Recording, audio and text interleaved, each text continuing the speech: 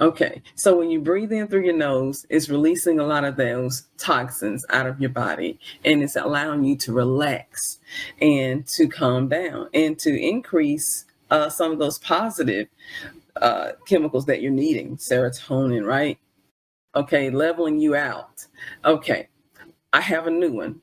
We're adding to the repertoire when it comes to breathing. So this whole week, the rest of this week until Sunday is going to be breathing. Then starting with Sunday, we're going to do a new coping skill. But we got a lot of things to add. So this one, along with breathing, or the next breathing, that's the take 5. Breathing into the count of 5, holding, and then breathing out.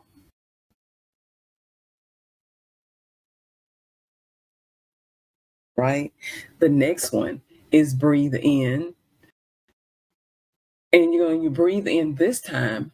There's a scripture that says, cast your cares on me because I care for you. Cast your cares on me because I care for you. Okay, so if we're casting our cares because someone cares for us, what are we doing? That one person that we're casting it on is Jesus. That's what the word says. Cast your cares on me, on him. Cast your cares on him. All right. So this one is one I've learned years ago called palms up, palms down. So this goes with the visualization. And I know this is a repeat. If you've heard me before, this is a repeat. But this is worth doing because we don't do it. I don't do it enough. So I know y'all probably don't do it enough, especially for those who haven't heard this before. So breathing in, you're going to breathe in with your palms up. I want you to visualize from the tip of your toes, from the head and from your head, that is just filling in your hands like this. Feel like a big ball of water. Remember Avatar or Airbender, what it was, waterbender? I want you to visualize when you're breathing in that all of those negative thoughts, all those negative emotions, all those negative feelings, all those worries, all those doubts are filling up in your hand, filling up like a big ball of water. And as it's filling up, then you're letting it go. That's the palms down. That's casting your cares. That's the palms down, and you're casting it down and releasing. Okay, I want you to try it again. Palms up.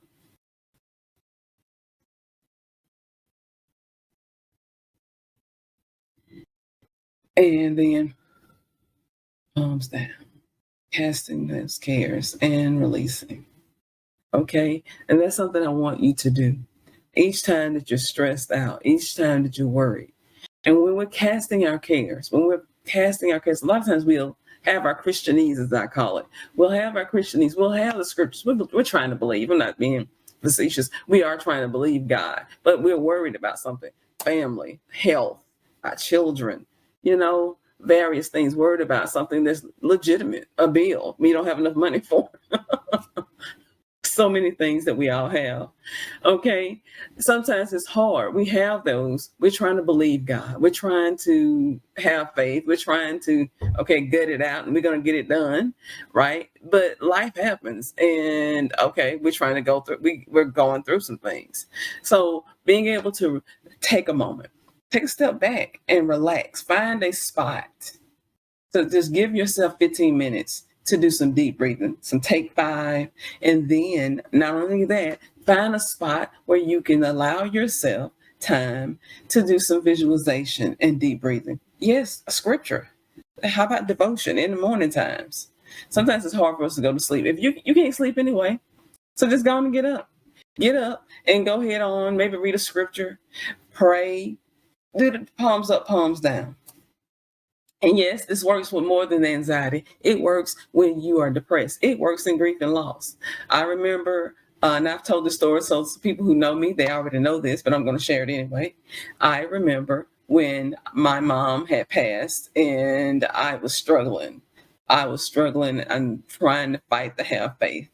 I was trying, but I was hot with God. I was mad. I was upset. I was so depressed at times, fighting to believe God. And what I did was read scripture in Mark 9. Mark 9th chapter, the 23rd verse says, Jesus told this father who's saying, the father, well, let me back up. The father was asking him, Jesus, if you could do anything, heal my son. He asked him how long he's been this way, forever, since he was a child. He said, if you can do anything, please heal him. And Jesus said, it's not that if I can believe, if I can do it, but if you can believe, all things are possible to him that believes. Okay, so in that was 23rd, 24th verse, and so on, he said, the father answered Jesus and said, Lord, I believe, but help my unbelief. And another translation says, Lord, I believe, but help me not to doubt. And that's the key for me was, okay, he didn't have to have perfect faith. He said, Lord, I believe, but help my unbelief, help me not to doubt. And Jesus healed his son. That was profound for me because, people tell you, you're not supposed to question God. You're not supposed to be, feel this way. You feel the way you feel, people. You feel the way you feel. God already knows. Now, people can't handle it. God already knows he can handle it. So when you're struggling, be real. Like, Lord, I need you to help a sister, help a brother. I'm not feeling it. I'm struggling here, right? Okay. And so when he said that, he said with tears streaming down his face, he said that, and Jesus healed him. I've heard people say, if you're going to pray, don't cry. What is it? If you're going to doubt, don't pray. If you pray, don't doubt. Excuse me. Maybe for people, but God can handle it. He knows our emotions. He made us. So be authentically you for you. I'm here to give you some freedom. Hopefully, free yourself from people and their opinions and their Christianese, and just go to God for yourself, because he is the one that actually is going to heal you. He's the one that actually helps you. So you want to use him as your example. So when you're doing that deep breathing, think about that. Don't worry about having condemnation and feeling guilty. I should believe, or I shouldn't be struggling, or you are where you are. Don't should have all over yourself. So I want you to take that moment and do some deep breathing with those palms up. And I want you to just, okay, God, I'm giving you all of these worries. You can talk about them, tell them what they are, and just pour out, journal, whatever, pour out for a minute and talk about it. And then do the deep breathing. And just visualize them coming up from your toes and from your head, and just they're filling up in your hands. And you're doing the deep breathing.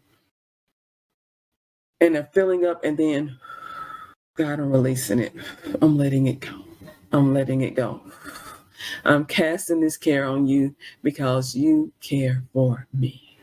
Okay? So that is your mental health moment for this 30-day challenge. And I'm so sorry if you can hear these loud people. I'm going to go to my office next time.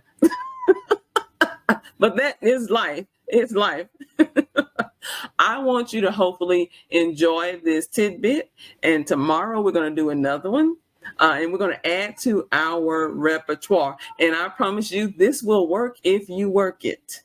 Heard a preacher that says you need theology and therapy. So, okay. So this is not mental health per se. This is a psychoeducation moment. But if it's working, I want you to share this with other people. And I'm going to get my technology right. The devil tried to stop us, but we're going to keep rolling. We're going to keep it going. I don't know what happened. Ring Central's never let me down, but everything just decided it didn't want to work, but it's working now.